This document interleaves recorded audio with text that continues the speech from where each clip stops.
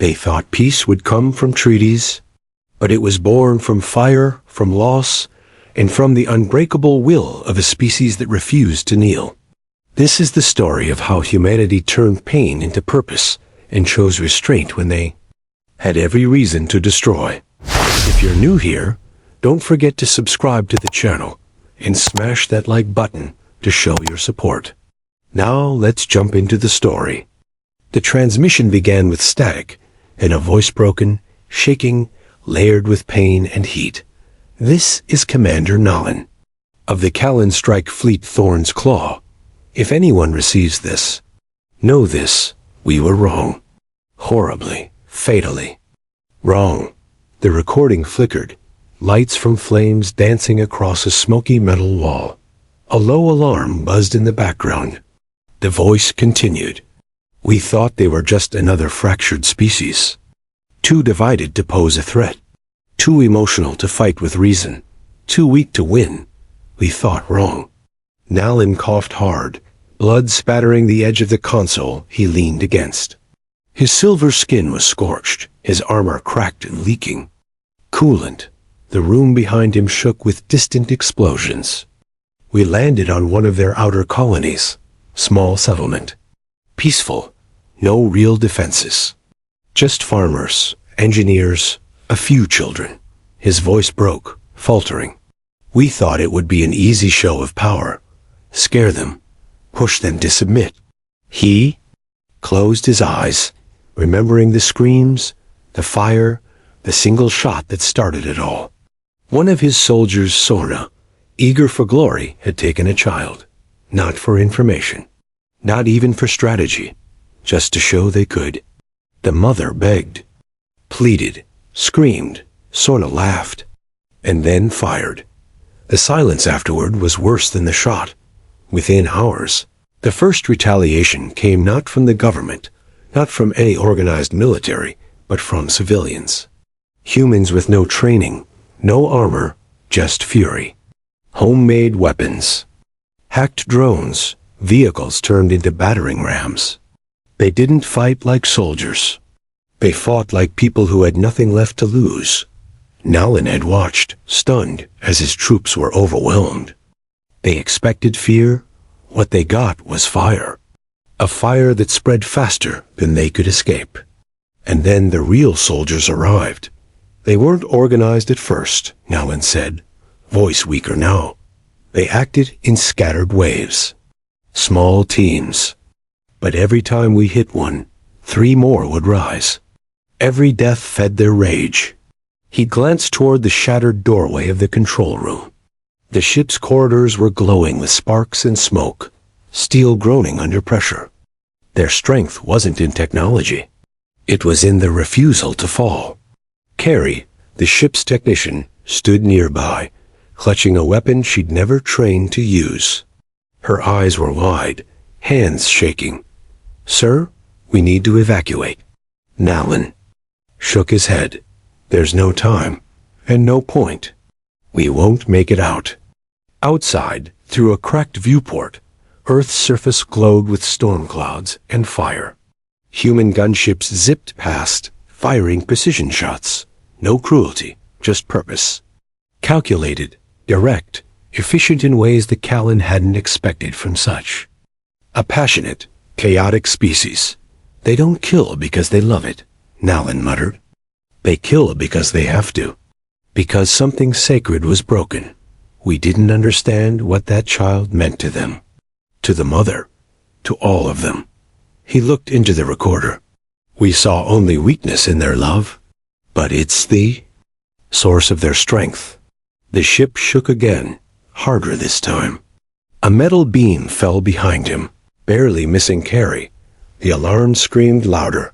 I'm leaving this message, Nolan said, not as a warning. It's too late for warnings. I leave it as a confession. We judge them, mock them, believe their emotions were a flaw. But it's why they'll survive, long after we're gone. He reached toward the panel, fingers trembling. This was our last mistake. Let others learn from it. A voice crackled in over the comm. This is Commander Reese of the Earth Defense Network. Your weapons are offline. Your fleet is surrounded. Surrender immediately, or we will finish this. Nowlin looked at Carrie. She nodded slowly. He's giving us a chance. He hit the reply button. This is Commander Nowlin. We surrender. I repeat, we surrender. Please. No more death. There was silence for a moment. Then Reese's voice again. Understood. Stand down. Rescue. Teams are inbound. No one else needs to die today. Nowlin sighed, closing his eyes. He didn't know if he would survive long enough to meet the human commander. But he hoped to. Not to argue. Not to plead. Just to apologize. As medics boarded and fire suppression systems kicked in, Carrie helped him lie back on a still intact bench. The fire was dying, both outside and within. The recorder continued running, picking up one final whisper from Nowlin, barely loud enough to hear. They fight with heart. And when you hurt what they love, they become something unstoppable. Then the screen went dark. And Earth, though bruised, still stood burning, not from defeat, but from a fury born of love. The spark didn't begin with armies or governments. It began with a scream, a cry so deep and raw, it seemed to echo through every corner of the planet. The news of the attack spread like wildfire. A colony on Earth's outer edge, a peaceful farming community, was hit by the Callan without warning. And worse, they had taken the life of a child, not during crossfire, not by accident, but as a show of power. That one moment, that single act of cruelty, became the spark that lit the fire humanity had kept buried for generations. Lieutenant Silen had been in orbit around Jupiter when the report came through. He remembered the silence in the war room, the stillness. No one had spoken, not even the commander. They just stared at the transmission, an image of the small house burning. A woman face bloody, eyes hollow, clutching a tiny, lifeless body. A Callan soldier stood nearby, smirking, helmet still dripping with ash. For a full minute, Silen didn't breathe. Then the commander simply said, "Get me Earth." Earth didn't hesitate. It didn't vote. It didn't wait. Across borders and languages, across bitter rivalries and broken treaties, the world answered with one voice. The phrase spoken across news feeds and in military briefings was clear: never again. Silen joined the first Counter-Strike team just a week later. They were undertrained and underarmed, using ships repurposed from mining fleets and cargo. Haulers, but what they lacked in firepower, they made up for in will. They didn't fight with cold logic or strategic detachment. They fought with rage. They fought for the child. They fought for the mother. They fought because something sacred had been broken, and no Callan commander would understand what that meant. Not until it was too late. Jenya, a journalist once known for her peace reports, volunteered to embed with the front lines. She didn't want to just report the war. She wanted to document the human spirit. Her first story, The Ashes of Eden, featured interviews from the colony survivors. It went viral in less than a day. By the end of the week, hundreds of millions had seen it. By the end of the month, recruits were pouring into Earth's defense programs from every corner of the planet. Jenya's work didn't stop with the tragedy. She followed Silen's unit through the early months of the campaign. She watched as makeshift ships outmaneuvered sleek Callan cruisers. She filmed the moment a group of retired engineers rewired a civilian transport into a mobile EMP launcher. One of her most famous reports came from the siege of Trask 4, where a battalion of human farmers turned an agricultural drone swarm into a weapon that grounded 3 Callan attack ships. Her voice, calm but fierce, echoed through homes and bunkers. "You can break our walls, but you cannot break the hands that build them again." Meanwhile, not all Callan supported the war. Tovin, a middle-tier diplomat, watched in horror as news of humanity's retaliation arrived. Callan worlds, once safe and untouched, were now the ones bracing for impact. Their fleets, though advanced, were not built for this kind of resistance. Not from a species they had considered primitive. Not from those they assumed would beg for peace. Toven sent message after message to Earth.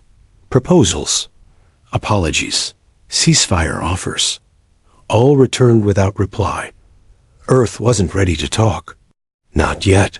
A child's image was still fresh. The fire still burned. Silen watched the shift firsthand. In the early days, humans fought with desperation. But as the weeks passed, something colder crept in. Focus, strategy, purpose. Rage was no longer the fuel. Now it was resolve. The military unified. Old enemies nations that once threatened each other were now coordinating logistics like old friends. Earth's orbit filled with shipyards. The moon lit up with construction zones. Even Mars fledgling. Colony sent volunteers, and they were building more than ships. They were building a future one that would never again be vulnerable. One that would ensure no child, no family, would suffer that kind of loss without answer. Toven, watching the chaos unfold, recorded a private message. "We saw humanity as weak because they care too much," he said. "But their love is not a weakness. It is their weapon. And we gave them a reason to draw it." By the third month, Earth's counteroffensive had begun. Entire fleets launched toward Callan-controlled systems. Some planets surrendered before the humans even arrived. Others resisted and fell. Silen stood on the bridge of the Vigilant Dawn as his squad approached the first Callan stronghold.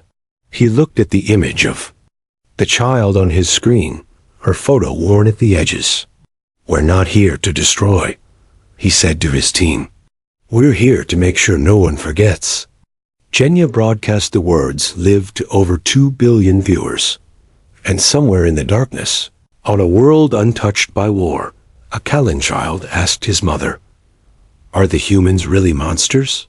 She hesitated, holding him close. "No," she whispered.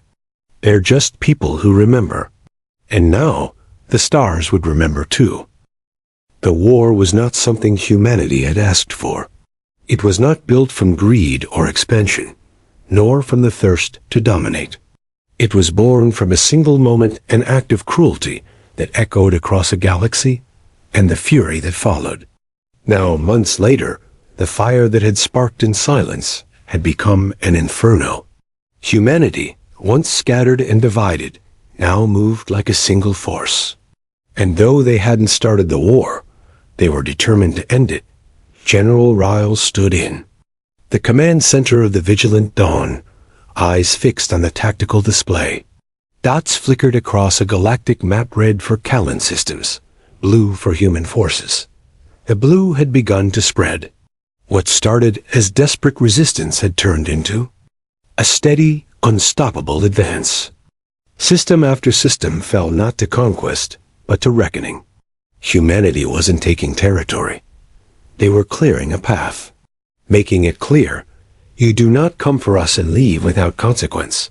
But even with their momentum, Ryle knew this wasn't a victory to celebrate. Every world reclaimed came with loss. Every ship that returned carried scars. Soldiers slept little. Civilians volunteered for combat training. Children were taught drills not for school emergencies, but for orbital strikes. Humanity hadn't just changed tactics. They had changed entirely. On the Callan side, Commander Leith watched the reports in disbelief. His species had ruled outer sectors for generations. They were used to quick wins, broken resistance, and silent submission. The humans, however, did not break. They did not retreat for long. And worst of all, they learned. Every failed strike against them was met by an adjusted tactic. Every weapon they encountered was countered within days. Callan ships that once moved freely were now stalked by cloaked Earth drones, waiting in asteroid fields like wolves. Fleets that had never known fear now traveled in silence, afraid of drawing attention. But it wasn't just the military strikes that shook the Callan. It was the stories, the human broadcasts. Every battle was recorded, narrated, and streamed through encrypted waves that Callan civilians began intercepting. And in those recordings, they heard something terrifying. Purpose. Humanity didn't fight for dominance. They fought for each other, for names, for homes, for memories. Callan society, efficient but cold, had no such thing. And it made them nervous. Hahn, or a Callan historian, sat in his quiet chamber miles beneath the surface of their capital. He read every intercepted report, watched every human interview. He saw the faces of grief-stricken parents, angry commanders, and children with hard eyes far older than their years. He began to write a new history, not of victories, but of mistakes, of the moment when they underestimated a planet because of its infighting, because of its emotional chaos. But those very things, grief, anger, love, had fused into something the Callan had no weapon against. Rael received the latest reports with little emotion. A fleet had pushed through the Amaran Belt. Another had neutralized a key weapons factory. But his mind stayed on one thing, the colony where it all began. He still remembered the first image of the burning home. He had printed the child's photo and placed it behind his console. He didn't know her name. That didn't matter anymore. She had become a symbol. Every time a soldier hesitated, they looked at her face. Every time he questioned if they'd gone too far, he looked too. Then came the final message from intelligence. Callan. Command was gathering what was left of their war fleet around Core Nexus 1, of the few inner systems still untouched. It was a fortress, well-armed, surrounded by rings of defense satellites and battle stations. The Callan hoped to hold it, to negotiate, or, if necessary, to make their last stand. Rael made the call. The fleet moved. The final battle wasn't fast. It lasted days. The Callan fought harder than ever before, driven by fear and desperation. But the humans didn't flinch. They adapted. They struck and vanished, misdirected sensors, and overwhelmed defenses with coordinated firestorms. One by one, the Callan lines fell. And then the capital ship surrendered. Inside the control room, Leith dropped his weapon and removed his command crest. He faced Rael in silence as the human general entered. Leith was thinner than expected, pale with exhaustion. "You didn't have to come this far," he said. Rael met his eyes. "We didn't want to, but you left us no choice." Leith nodded once. "You win." Rael's voice was steady. "No, we didn't win. We just survived loud enough that you couldn't ignore." U.S. Outside, the sky above Core Nexus cleared for the first time in years. Wreckage drifted, and silence returned. Not peace. Not yet. But silence. Henner, far away, finished his final entry. "The war we expected never came," he wrote. "Instead, we found a people we thought would crumble, but who rose with fire in their hands and love as their sword. They did not want war. But once it came, they showed us how it must end. And Earth, though changed forever, had one message left to give. We are still here. And now we are watching." The war had ended, but the silence that followed felt heavier than the fighting ever did. Space was no longer filled with missiles and warnings, but with broken ships drifting quietly, their crews long gone.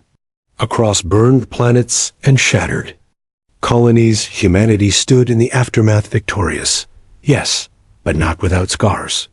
Cities had been rebuilt, and lives were moving forward, but the memories clung like smoke. The faces of the fallen, especially the innocent ones, still lived in the minds of those who had fought. Earth had survived the fire. Now it had to survive the peace. Ambassador Kian stood before the Great Council on Vel Trin, a once mighty Callan capital, now filled with hesitation and regret. He wore no armor, carried no weapons. He didn't need to. His presence alone, the presence of a human who had walked through war and chosen diplomacy, carried enough weight. The Callan leaders sat in silence as he spoke, their expressions hard. To read, Kian didn't speak like a conqueror. He spoke like a man who had seen too much. "We don't seek revenge," he said simply. "We've had our war.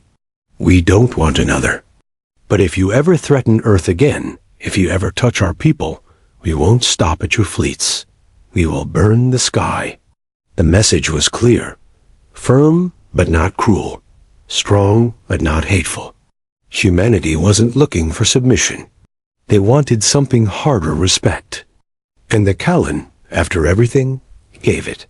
On a quiet green world called Novara, a group of human and Callan engineers worked side by side, rebuilding a collapsed research station. The sun rose over a peaceful lake as Valel, a young Callan girl, helped carry equipment up the hill. She was only 13, and both her parents had died in the war. She remembered the fear, the hiding, the cries in the night as cities fell. But she also remembered the day a human rescue team pulled her from the rubble. One of the soldiers had smiled at her, handed her a piece of chocolate, and said, "You're safe now." It was the first time she had believed it. Now, years later, she wore a jacket with a human patch on the shoulder and studied both Earth languages and human history. She didn't learn it out of obligation. She wanted to understand, not just what they had done, but why got down on Earth. Peace was fragile, but it was holding. Monuments had been built, not just to the soldiers, but to the children, the parents, the civilians who never carried guns, but still carried the weight of war. Marin, now a teenager, visited the stone wall every year on the date of the first attack.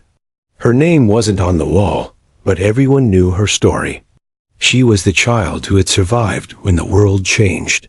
The reason why it all began. She stood in front of the wall with a flower in her hand, remembering the man who had saved her, the soldier named Reese, who had shielded her with his body and disappeared before she even had the chance to say thank you. He had vanished after the war, not to hide, but to rest. Some said he lived deep in the mountains. Others believed he returned to space. Marin didn't know. But every year, she left the same flower on the same stone, just in case he ever came. Back to see it. Far above, the skies were no longer watched with fear, but with awareness. Earth's orbital defense systems remained active, not because humans expected war, but because they understood peace was something that needed to be protected. Children grew up hearing the stories tales, not of heroism, but of choice, of when humanity could have destroyed an entire race. And DIDN single quotes T. In classrooms across the Confederation, Callan and human students sat together, studying the war not as enemies, but as partners. In one such classroom, a Callan boy raised his hand and asked, why didn't the humans finish the fight? The teacher, a soft-spoken human named Elin, smiled and replied, because we remembered who we were before the war, and we didn't want to lose that. Valel, now a young ambassador in training, carried that same message when she addressed a council of mixed species for the first time. Her voice trembled, but her words were clear. We thought peace meant weakness. But now I know it takes far more strength to rebuild than to destroy. And somewhere, in a quiet cabin surrounded by pine trees and wind, Reese watched the stars. In silence, he had done his part. He had seen the worst of both worlds. But he also knew this truth. Peace born of ashes isn't clean. It's not easy. But it's real. He closed his eyes, took a breath, and whispered to the sky, let them remember why we fought and why we stopped. Above him, the stars shimmered watching, remembering, and, for the first time in a long time, hoping.